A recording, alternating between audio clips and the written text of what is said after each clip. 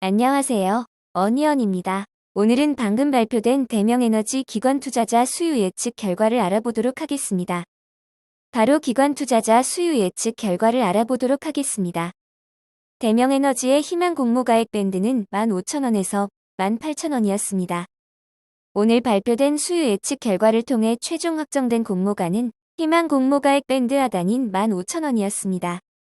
이번 수요 예측에는 890곳의 기관이 몰려 종합경쟁률 254.74대 1을 기록하였습니다. 2021년 평균 수요 예측 경쟁률이 1202.64대 1인 것과 비교하면 매우 낮은 경쟁률입니다. 올해 진행된 일반 기업 코스닥 상장 수요 예측 결과와 비교해도 대명에너지의 수요 예측 경쟁률은 올해 VC보다 조금 높은 10번째로 낮은 경쟁률입니다.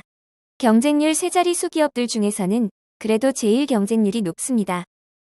수요 예측 분포를 살펴보도록 하겠습니다. 기관 투자자들의 수요 예측이 공모가 하단 15,000원에 몰렸습니다.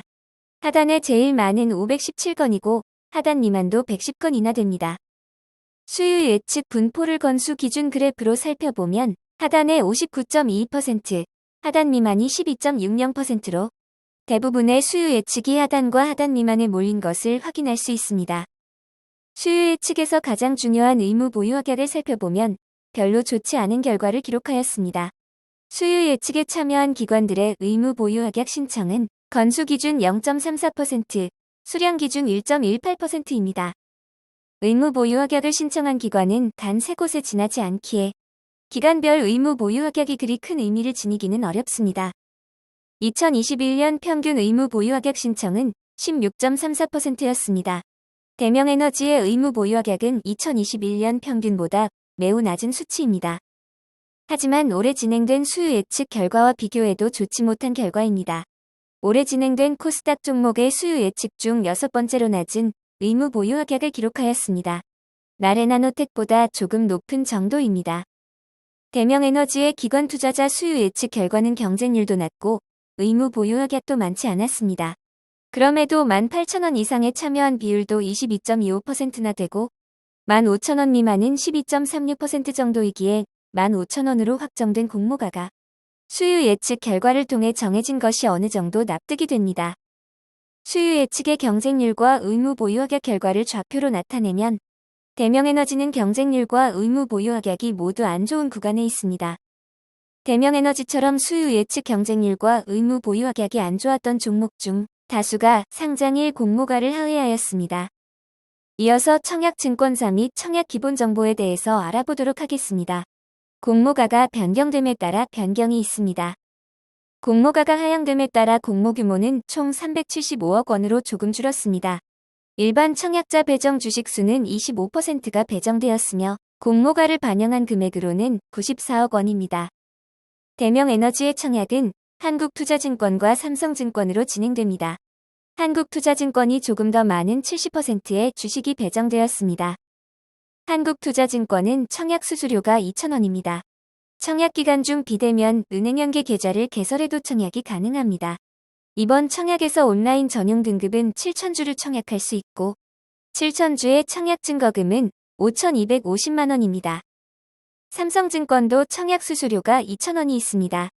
청약기간 중 비대면 은행연계 계좌를 개설해도 청약이 가능합니다. 이번 청약에서 온라인 등급은 4,500주를 청약할 수 있고 4,500주의 청약 증거금은 3,375만 원입니다. 이번 청약의 최소 단위 청약은 20주이며 대명에너지는 일반 공모주이기에 청약 증거금률이 50%입니다. 따라서 20주의 청약 증거금은 15만 원입니다. 대명에너지의 상장일 유통 물량을 알아보도록 하겠습니다. 대명에너지의 확정된 공모가 15,000원 기준 상장 시가총액은 2,550억 원입니다. 상장일 매각 가능한 기존 주주는 없는 것과 다름이 없는 400주입니다. 의무 보유 확약을 제외하지 않은 상장일 유통 가능 비율은 14.71%이고 공모가를 반영한 상장일 유통 가능 금액은 375억 원입니다. 그리 크지 않은 유통 물량입니다.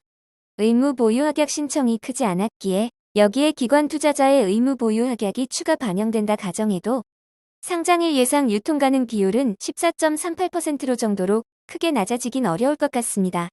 실제 얼마나 의무 보유 확약이 배정되느냐에 따라 상장일 유통 가능 금액이 크게 변할 수 있는 점은 주의하시기 바랍니다. 의무 보유 가격이 반영 전 상장일 주체별 유통 물량 비율을 살펴보면 기존 주주가 가장 적은 0.02%, 일반 청약자가 25.00%, 기관 투자자가 가장 많은 74.99%입니다. 공모가 기준 주체별 유통 물량 금액을 살펴보면 공모 주주가 600만 원을 제외한 대부분을 차지하고 있습니다. 기존 주주가 차지하는 비중이 낮은 점은 다행입니다. 2022년 상장 종목의 의무 보유 하격 제외 전 유통 물량과 비교하면 대명에너지는 K옥션보다 상장일 유통 물량이 낮을 가능성이 높습니다. 노을과 비슷한 수준이 될 것 같습니다. 이제 대명에너지 결론을 내려보도록 하겠습니다.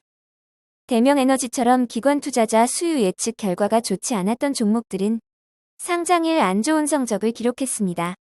올해 9종목 중 2종목만 상승했으니 대명에너지도 22.22%의 상승 가능성이 있다고 볼 수 있습니다. 변수는 의무 보유 하격과 상장일 유통 물량으로 볼 수 있습니다. 이 중 VC는 의무 보유 하격이 매우 좋은 편인 19.94%를 기록을 했습니다. 대명에너지와 비교가 어렵습니다. 공구음원은 상장일 유통금액은 214억 원으로 상당히 작은 편이었습니다.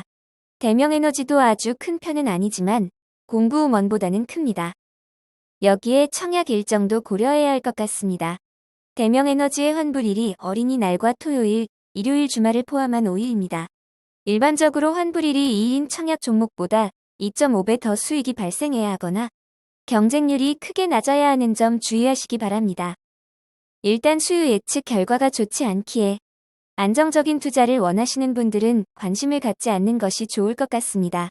그럼에도 아쉬우신 분들은 2일차 경쟁률이 매우 낮은 경우 리스크는 크지만 조금만 상승해도 상대적인 이익이 발생할 수 있는 점을 보고 소량하시는 정도로 마무리하시는 것이 좋지 않을까 하는 생각이 듭니다.